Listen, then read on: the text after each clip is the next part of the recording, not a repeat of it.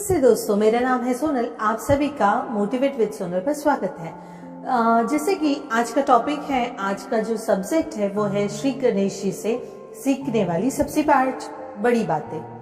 वैसे तो भगवान श्री गणेश जी से सीखने के लिए बहुत सारी बातें हैं, बट अगर हमें अपनी जिंदगी, हमारी लाइफस्टाइल, हमारा जीवन चेंज करना है ना, तो भगवान श्री गणेश जी से सीखने वाली ये 5 बड़ी बातें ना आपको ध्यान से सुननी होगी। ये वीडियो में सिर्फ मैं पॉइंट्स ही नहीं बताऊंगी, बट जो स्टोरी हो चुकी है, जो कथाएं हो चुकी है ना, वो भी एक्सप्लेन करने वाली हूँ। तो प्लीज ये वीडियो ना लास्ट तक जरूर देखिए। और हाँ, चैनल पे जो भी न्यू है ना, तो प्लीज सब्सक्राइब जरूर कर देना। देखते हैं सबसे पहली और सबसे बड़ी बात। महर्षि वेदव्यास जी ने उन्होंने उनको एक टास्क दिया था। वो जब भी महाभारत लिख रहे थे ना, तभी वो चाहते थे कि भगवान श्री गणेश जी उनका महाभारत लिखे करके। भगवान ये चीज को लेकर भगवान श्री गणेश जी तैयार हो चुके थे कि वो ना बिना रुके, बिना पॉज के, बिना रुकावट के वो महाभारत लिखने वाले थे। जैसे महर्षि वेदव्यास जी कंटिन्यूसली श्लोक बोलते जाएंगे और भगवान श्री गणेश जी कंटिन्यूसली लिखते जाएंगे, बट नीति को ये मंजूरी नहीं था। क्या हुआ, तो लिखते लिखते ना भगवान श्री गणेश जी की कलम टूट गई। तो अब करे क्या? उनको ये भी पता था, जैसे महर्षि वेदव्यास जी ने कहा था, बिना रुकावट के तुम्हें महाभारत पूरी लिखनी है। तो उन्होंने बिना टाइम वेस्ट किए हुए, बिना सोचे समझे अपना दांत जो था वो तोड़ा और उससे उन्होंने पूरा महाभारत लिख दिया। तो यहाँ ये कहानी से हमें ये सीखने को मिलता है कि बिना रुकावट के, जैसे उन्होंने अपना टास्क पूरा किया, बिना रुकावट के पूरा महाभारत लिख दिया अपना एक दांत तोड़ के, वैसे जो भी काम हम अपने हाथ में लेते हैं ना, उसे बिना रुकावट, बिना कुछ सोचे समझे, जब तक आप मंजिल तक नहीं पहुंचते हो ना, तब तक रुकना नहीं है। ये चीज ना अपने दिमाग में ना ठान के ही रखनी है आपको, तभी हम जीवन में कुछ अचीव कर सकते हैं। देखो, कोई भी नया काम हम चालू करते हैं ना, तो मुसीबतें आती है। और मुसीबतें आती क्यों है? हमें सिखाने के लिए, हम उसमें से कुछ सीखे, इस वजह से मुसीबतें हमारे सामने आती है। तो उसे डरना नहीं है, उसे हार मान के पीछे नहीं हट जाना है, आगे चलते ही रहना है। ठीक है। बात नंबर 2, जैसे आपने MBA में देखा होगा, जो मार्केटिंग लाइन में होंगे उनको पता होगा कि मोस्टली कहा जाता है optimum use of available resources. जितने भी आपके पास साधन अवेलेबल हैं, जितने भी रिसोर्सेज अवेलेबल हैं, उसको इस्तेमाल करके आप आगे बढ़ते जाइए, रुकिए मत। ठीक है। तो कथा की ओर जाते हैं। माता पार्वती जी ने अपने दोनों बेटे, जैसे बड़ा बेटा कार्तिकेय और छोटे बेटे भगवान श्री गणेश जी, इनके दोनों के बीच में ना प्रतियोगिता लगा दी। उन्होंने कहा कि ये दुनिया का 3 चक्कर काट के जो सबसे पहले आके मेरे सामने खड़ा रहेगा ना, उसे बहुत अच्छा सा फल मिलने वाला है।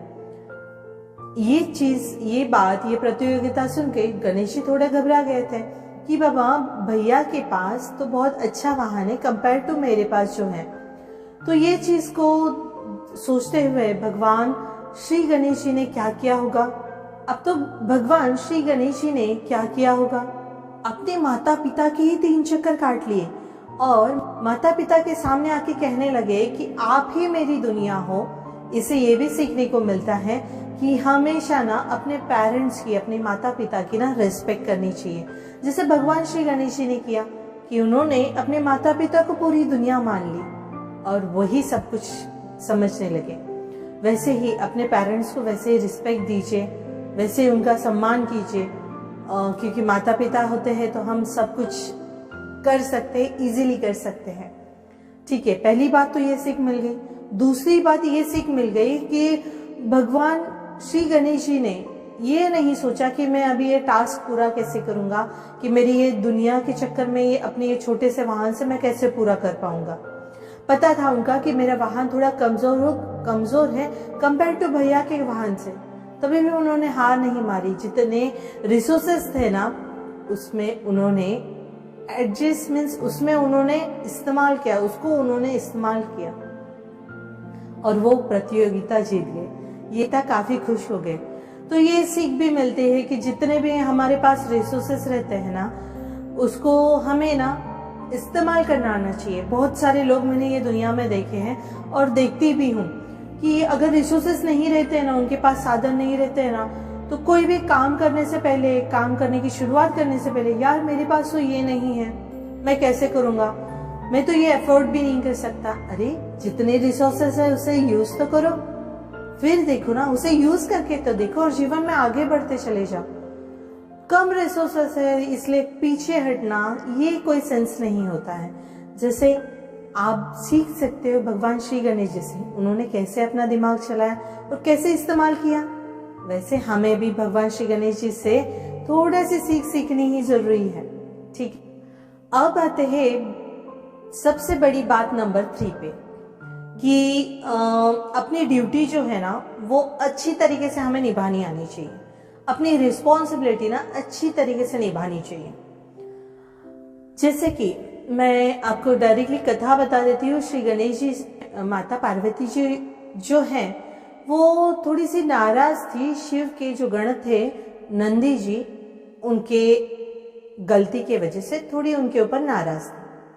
तो उन्होंने क्या किया, जो अपने अंग का मैल निकाल के ना उन्होंने एक उससे बालक को तैयार किया। बालक तैयार होने के बाद उन्होंने वो बालक को कहा कि मैं ना अभी स्नान करने जा रही हूँ, आप ये प्रवेश द्वार पे ना थोड़ा पहरा दे दीजिए कि किसी को भी अंदर आने नहीं देना, कोई भी हो भले ही वो। तो जो बालक थे उन्होंने अपनी ड्यूटी निभाना चालू कर दिया, वो रिस्पॉन्सिबिलिटी उठा ली उन्होंने, और कोई भी आता तो उन्हें अंदर जाने से वो मना करते। उसी टाइम भगवान शिव जी वहां पे पधारे और वो दोनों में काफी झगड़े भी हो गए, और वो झगड़ों के बीच में ना बालक का सर धड़ से अलग हो गया। शिव जी ने वो सर धड़ से अलग कर दिया और फिर वो अंदर चले गए। और जैसे ही भोजन का भी टाइम हो रहा था तो माता पार्वती वहां से 2 प्लेट्स ले आई थी, खाना खाना था। तो वहां पे वो जो थालियां देख के भगवान शिव जी उनसे पूछते हैं कि बाबा ये 2 थालियां क्यों? तो उन्होंने कहा एक आपके लिए और एक अपना बालक जो है बाहर जो प्रवेश द्वार पे पहरा दे रहा है वो अपना बालक है, उसके लिए। तो भगवान शिव जी चिंतित हो गए और उन्होंने कहा मेरे से तो बहुत बड़ी गलती हो गई है, वो मुझे अंदर आने ही नहीं दे रहा था, तो हमारे बीच में झगड़े हो गए और मुझे बहुत ज्यादा क्रोध आया, तो मैंने ना वो बालक का सर ना धड़ से अलग कर दिया। तो माता पार्वती काफी दुखी हो गई और माता पार्वती जी ने उनसे निवेदन किया, मुझे नहीं पता, मुझे ये बालक को ना फिर से आपको जीवित करना होगा, मुझे ये बालक फिर से चाहिए, मुझे कुछ भी नहीं पता। तो ये शिव जी ने वहां पे अपने जो गण थे, हम अपने जो भगवान थे, उनसे सबसे निवेदन करके वो सर ढूंढने के लिए बोल दिया था, और वो सर, हाथी का सर मिल गया, और वो फिर से वो बालक के ऊपर वो जो हाथी का सर ले आए थे वो लगा दिया, और फिर से गणेश जी खड़े हो गए। कहने का तात्पर्य यही था कि जैसे कि श्री गणेश जी, जैसे कि उन्होंने आदेश, जो ड्यूटी उनको दी थी, जो रिस्पॉन्सिबिलिटी उनको जो दी गई थी, उन्होंने बहुत अच्छी तरीके से निभाई। उन्होंने अपनी जान की परवाह भी नहीं की, बट वो रिस्पॉन्सिबिलिटी ना अपनी बहुत अच्छे से निभाना जानते थे। तो इन्होंने बिना सोचे समझे वो लड़ाई झगड़े में अपना प्राण तक गवा बैठे थे। लेकिन आज हम उनको वो गजाधराय करके भी जानते हैं उनका, क्योंकि मुख जो है, उनका जो सर जो है वो हाथी का है, इस वजह से हम उनको गजोदर भी कहते हैं। ये कहानी से हमें यही सीखने को मिलता है, कोई भी रिस्पॉन्सिबिलिटी उठाने के लिए डरना नहीं है, उसे अच्छी तरीके से निभाना है। कोई भी चीज, कोई भी ड्यूटी होती है हमारे ऊपर, उसे अच्छे से निभाते हैं ना तो अपनी लाइफ सक्सेस की ओर बढ़ती है। हम में से बहुत सारे लोग ऐसे हैं कि वो रिश्ता ना आजकल तोड़ने पे ज्यादा भरोसा करते हैं, कि कोई भी रिश्ता निभाने के लिए ना वो ट्राई नहीं करते। वो कंटिन्यूसली, अगर झगड़े हो गए, बात बंद हो गई, तो वो रिश्ता तोड़ने पे निकल आते हैं। लेकिन ना रिश्ता निभाना है ना तो भगवान श्री गणेश जी से सीखिए। वो रिश्ता, अगर रिश्तों में गलती भी होती है ना तो माफ करना उनको उनसे सीखिए, वो कैसे माफ करते हैं। तो चलो कथा की ओर बढ़ते हैं कि कथा क्या है, कहानी क्या बताती है हमें। जैसे कि एक दिन बहुत स्वादिष्ट खाना बना था, इस वजह से गणेश जी काफी पेट भर के खा चुके थे। पेट एकदम फुल, स्वाद खाना रहता है तो ऑब्वियसली हम भी यही सोचते कि बाप रे इतना स्वादिष्ट खाना कौन छोड़ेगा। तो वैसी ही कंडीशन, वैसी ही सिचुएशन भगवान श्री गणेश जी पे आई थी। स्वादिष्ट खाना था, इस वजह से उन्होंने बहुत ज़्यादा खाना खा चुका था और उनका जो पेट है ना वो ऐसा फूल गया था। तो इस चक्कर में वो टहलने बाहर निकले, तभी उनके सामने चंद्रमा आ गए और चंद्रमा उनका मजाक उड़ाने लगे। और चंद्रमा मजाक उड़ा रहे थे, तभी वो मजाक सुनकर भगवान श्री गणेश जी को बहुत गुस्सा आया और उन्होंने चंद्रमा जी को ये बोला कि आज के बाद ना तुम अदृश्य हो जाओगे, तुम ना दिखाई नहीं दोगे। ये बात सुन के ना चंद्रमा बहुत डर गए, बहुत हड़बड़ाने लगे और भगवान श्री गणेश जी से माफी मांगने लगे। हे भगवान श्री गणेश जी, मुझे माफ कर दीजिए, मैं तो मजाक में आपको बहुत कुछ बोल गया, मुझे ऐसा नहीं बोलना चाहिए था। ऐसी बातें सब सुन के भगवान श्री गणेश जी ने बिना सोचे समझे अपना दिल बड़ा करके उन्होंने तुरंत चंद्रमा जी को माफ कर दिया। बट उन्होंने उनसे कहा, आपको महीने में एक बार तो अदृश्य जरूर होना पड़ेगा। धीरे धीरे घटते घटते एक दिन आपको अदृश्य होना पड़ेगा, उसे हम अमावस्या कहते हैं। इसी वजह से वो एक दिन, अमावस्या के दिन चंद्रमा हमें नहीं दिखाई देते हैं, क्योंकि ये जो भगवान श्री गणेश जी ने गुस्से में जो श्राप दिया था ना चंद्रमा जी को, इसी वजह से हमें एक दिन, महीने में एक दिन चंद्रमा नहीं दिखते हैं। लेकिन ये कहानी से ये सीखने को मिलता है कि उन्होंने हमेशा के लिए अदृश्य कहने की बात की थी, हमेशा अदृश्य रहने की बात की थी, बट उन्होंने उनको माफ कर दिया और महीने में एक दिन ऐसा आएगा, उस दिन चंद्रमा नहीं दिखाई देंगे।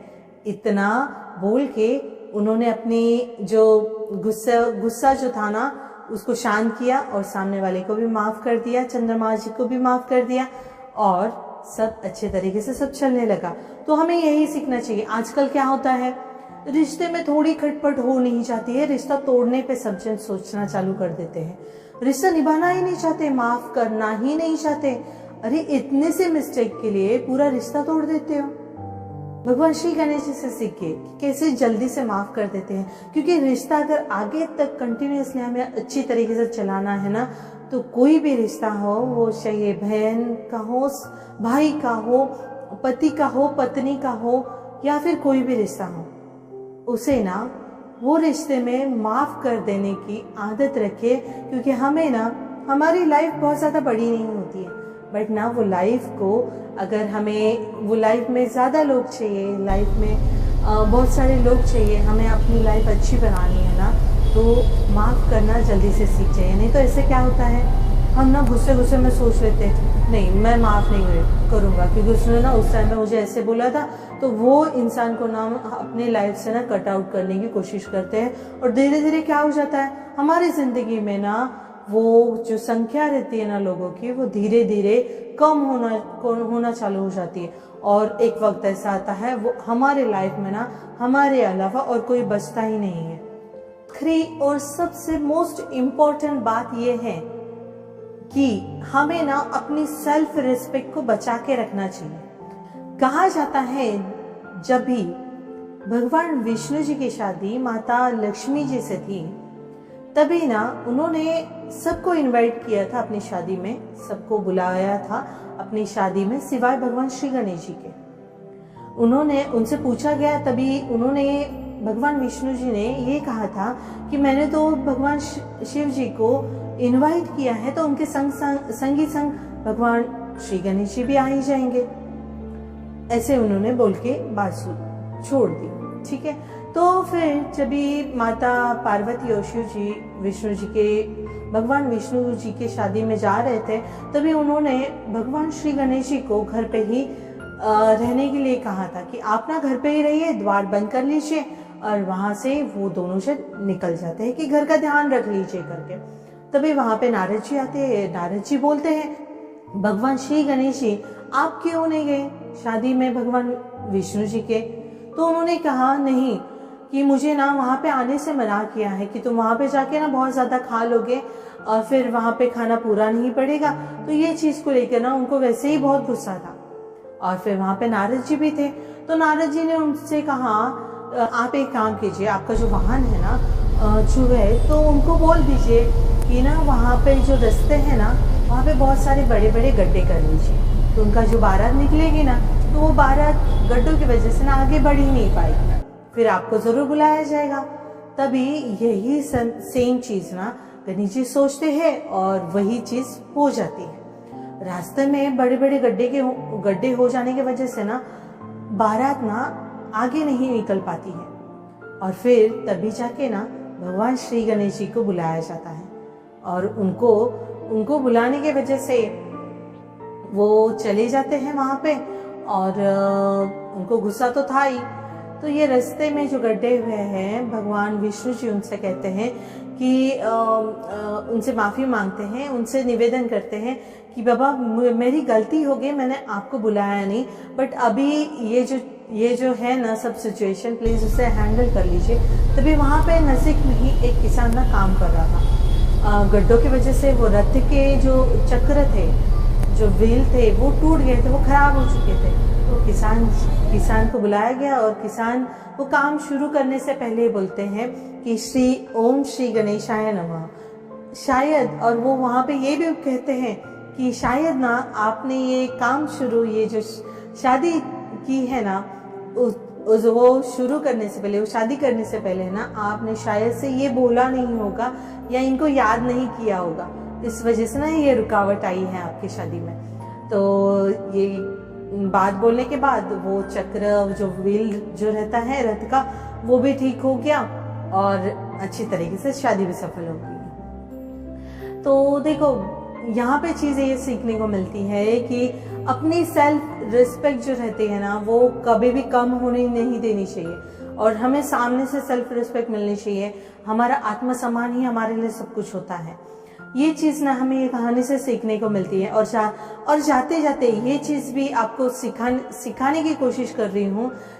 आप शायद आपको भी ये चीज़ पता है कि हमें ना भगवान श्री गणेश जी के अंग से ना बहुत कुछ चीज़ें सीखने को मिलती है। जैसे उनके जो बड़े बड़े कान है ना, हमें ये सिखाते हैं कि हमें हमेशा अच्छे से बातें सुननी चाहिए, हमेशा गुड लिसनर बनना चाहिए। उनका जो पेट है ना, हमें ये चीज़ सिखाता है, उनका जो बड़ा पेट है ना, हमें ये सिखाता है कि हमें ना जो भी हम बातें सुनते हैं, जो भी हम कहते हैं, या फिर जो भी सुनी हुई बातें रहते हैं, हमें ना इधर की उधर नहीं करनी चाहिए। जो भी बातें हैं ना हमारे मन के अंदर जमा करके रखनी चाहिए, इससे कलेश नहीं बढ़ते हैं। और उनकी जो सूंड है ना, वो हमें ये सिखाती है, वो सारा टाइम हिल डुलती रहती है ना, वो हमें ये सिखाती है कि हमें ना हमेशा लाइफ में ना एक्टिव रहना चाहिए, हम हमेशा एक्टिव रहने चाहिए। ये सब चीज़ें ना हमें भगवान श्री गणेश जी से सीखने को मिलती हैं। हमेशा ही भगवान श्री गणेश जी का आशीर्वाद आप सभी पे बना रहे, यही भगवान जी से प्रार्थना करती हूँ। सबको सद्बुद्धि दे भगवान श्री गणेश जी।